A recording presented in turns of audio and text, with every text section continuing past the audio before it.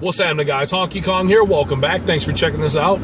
Today I want to do a quick video, just give my thoughts on this whole Bowe Bergdahl situation, okay? Little background. Bowe Bergdahl is the prisoner of war, American prisoner of war. He was a soldier, and he was captured and or surrendered to the Taliban back in 2009, okay? And that's where the whole controversy of the story comes about, okay? A little bit more on that in a second, though. First thing, real quick, I want to say, Bergdahl was just recently freed after 5 years of captivity, okay? The American government broke a long-standing tradition of not negotiating with terrorists, and they arranged for him to be released, and in exchange for Bergdahl, we released 5 Taliban leaders, 5 terrorist leaders that were being held in Guantanamo Bay, okay? So we let go 5 very dangerous dudes to get Bergdahl home, okay?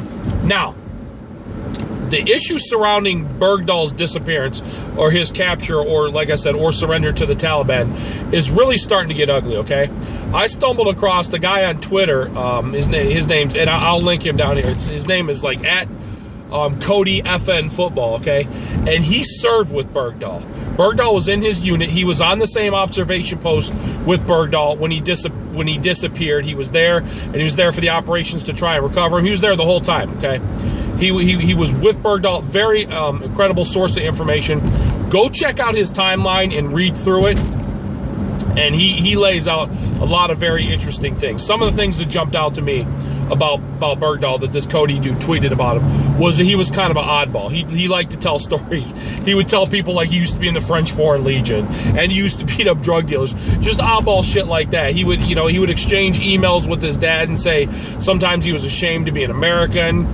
He would continue to make oddball, statements like, I'm going to hike through the mountains to China. He bought an AK-47 prior to deployment to train on that. He got a Rosetta Stone. He tried to learn Pashtun. Just a bunch of shit really jumped out at these guys that this dude was really weird.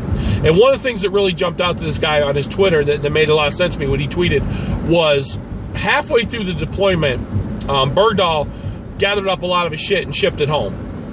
Halfway through a 12-month deployment, he shipped a lot of his stuff home. Why would you do that unless you're planning on doing something, okay? And then he, the days leading up to his disappearance, he was asking a lot of questions, okay? So back in 2009, when he disappears, they look, his gear's still there. Most of his gear's still there. His weapon's still there. He just took a couple MRAs and bounced, right? So the soldiers and all the soldiers in the area really stepped up the patrols. They picked up the pace, started very aggressively patrolling, going after this guy, looking for him, pressing the flesh. They came across one village, and they said a white American, the villagers told the soldiers, a white American had been through there asking for water and asking how to contact the Taliban. Okay, so it was obviously Bergdahl. So it does not, from what this guy's saying, what he's tweeting, and he seems to be 100% legit, it looks like Bergdahl went AWOL, or he deserted for some reason to go contact the Taliban. Now, why he'd want to do that, I don't know. Did he harbor anti-American views? Had he become disillusioned? Was he pro-Taliban? We don't know any of that yet, okay? But that timeline on Twitter, that guy's timeline, raises a lot of good questions. One of them, he says, after Bergdahl's captured, the pace of attacks and their effectiveness of the attacks on American soldiers really increased.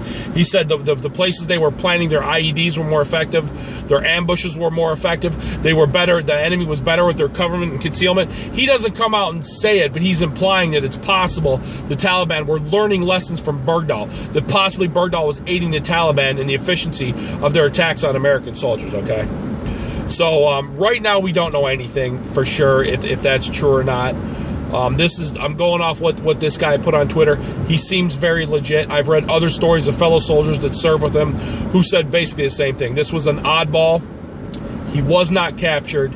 He voluntarily left his observation post.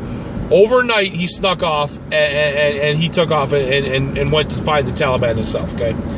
If that turns out to be the case, then my opinion is he should be prosecuted under military law for AWOL desertion, possibly aiding and abetting the enemy, okay? No matter how it plays out, let me just say this. I'm happy he's home, okay? I really, truly am. But if it turns out that he broke the law, if he broke military law, and God forbid that he actively aided the Taliban. I certainly hope that wouldn't be the case. That would be really heartbreaking if it was, because that could get him lined up in front of a fucking firing squad if it could be proven, all right? I certainly hope that's not the case, but there's, you know, we don't know till we get more information. And all they're doing right now, they're trying to, you know, interview this guy. I'm sure he's going to go through a ton of medical examinations. But we cannot forget that American soldiers were killed in the immediate days after he went missing. They were killed out doing these very aggressive patrols to try and find him, okay?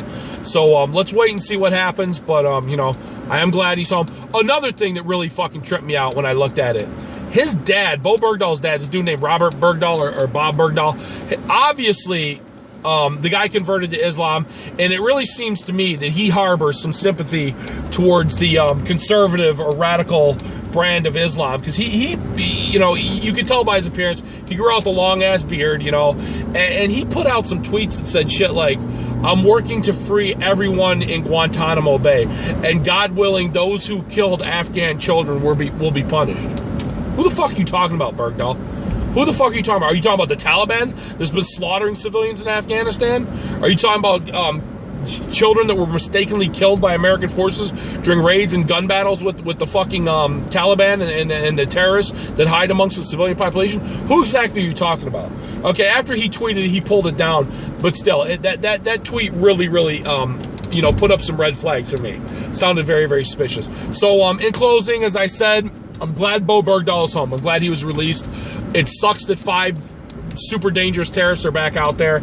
I wouldn't have a problem with that if the guy was captured when he was out doing his job, but it looks like he gave himself up to the Taliban. So, my opinion, if they had known that, if that's actually the case, if they were sure of that, I would not have done the swap, okay? I would not have done the swap if I knew that he surrendered himself. But if he was captured, you know, I could see doing it, okay? I don't know for 100%. Nobody's come out, nobody from the government's come out and given the official word, yes, this is exactly what happened, this is what didn't happen, blah, blah. So we're still waiting on that, okay? But I do go back to, if he was a deserter, if he went AWOL, or if in any way, shape, or form he's convicted of aiding the enemy, then he needs to suffer the consequences to the, you know, the fullest extent of the Uniform Code of Military Justice, and I definitely believe that. So that's all I got. You guys be safe. Catch you next time. Peace.